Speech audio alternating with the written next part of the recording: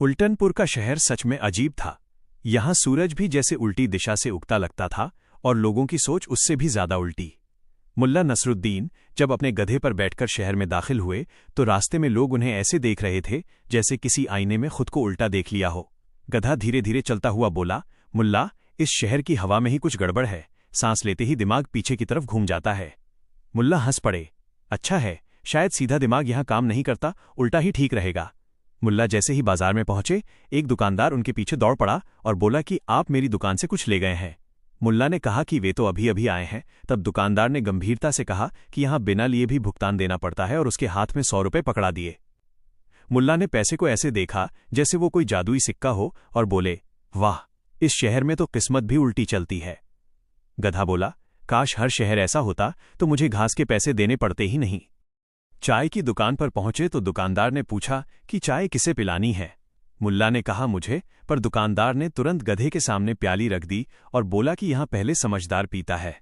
गधा शान से चाय की चुस्की लेते हुए बोला, देखा मुल्ला, आज मेरी इज्जत इंसान से ज्यादा है। मुल्ला हंसते हुए बोले, यहाँ इंसान को गधा समझते हैं और गधे को इंसान, शायद इसलिए ही सब उल्टा है।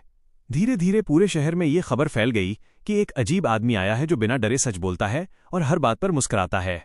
लोग उसकी बातें सुनकर पहले हंसते थे, फिर सोचने लगते थे, और यही उल्टनपुर के लिए सबसे खतरनाक बात थी। जब नगर घोषणा हुई कि सबसे समझदार आदमी चुना जाएगा तो हर अमीर, हर मंत्री और हर चालाक आदमी मैदान में उतर आया। सबको भरोसा था कि उनकी चालाकी ही उन्हें जीत दिलाएगी। मुल्ला चुपचाप अपने गधे के कान सहलाते रहे और बोले, देखना, यहां भी उल्टा ही होगा। एक एक करके लोग सवालों के जवाब देते गए।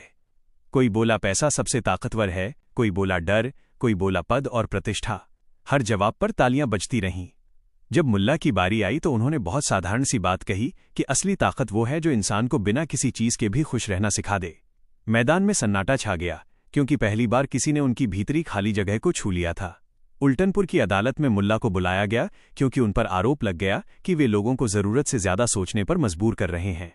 जज, जो खुद कभी शहर का सबसे बड़ा चोर रह चुका था, बोला कि यहां सोचना अपराध है। मुल्ला मुस्कुराए और बोले, अगर सोचना अपराध है तो मैं रोज सबसे बड़ा अपराधी हूं, क्योंकि बिना सोचे तो मैं चाय भी नहीं पीता।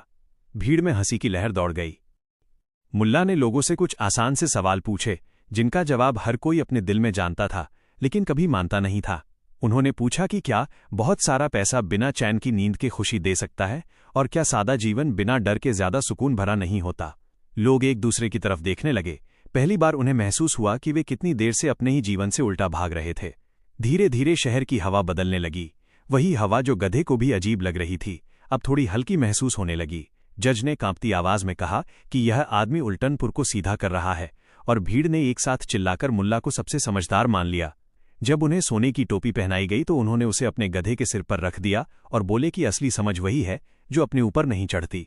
गधा इतराते हुए बोला, आज तो मैं भी दार्शनिक बन गया। उस दिन के बाद उल्टनपुर पूरी तरह तो नहीं बदला, लेकिन लोगों की आंखों में एक नई चमक आ गई थी। वे अब पहले जितनी आसानी से किसी झूठ पर तालियां नहीं बजाते थे। मुल्ला अपने गधे के साथ धीरे धीरे शहर से बाहर निकल गए और पीछे मुड़कर बोले, याद रखना, जो खुद को सबसे बड़ा समझता है वही सबसे ज्यादा छोटा होता है।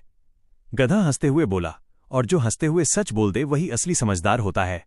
मुल्ला ने मुस्कुराकर गधे की पीठ थपथपाई और कहा कि सफर अभी लंबा है, क्योंकि दुनिया में उल्टनपुर जैसे और भी कई शहर हैं जहां सच को सीधा करने की जरूरत है। गधा मस्ती में अपनी पूंछ हिलाता हुआ बोला कि बस रास्ते में चाय और ताजी घास मिलती रहे तो हम पूरी दुनिया को सीधा कर देंगे।